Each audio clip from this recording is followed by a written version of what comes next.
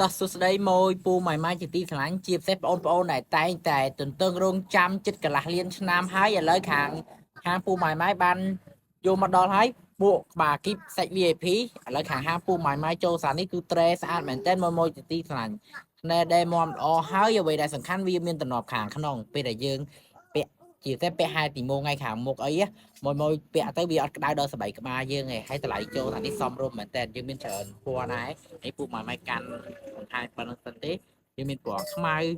ស្លែនិងពណ៌ប្រផេះពណ៌កណ្ដុរប្រមេះ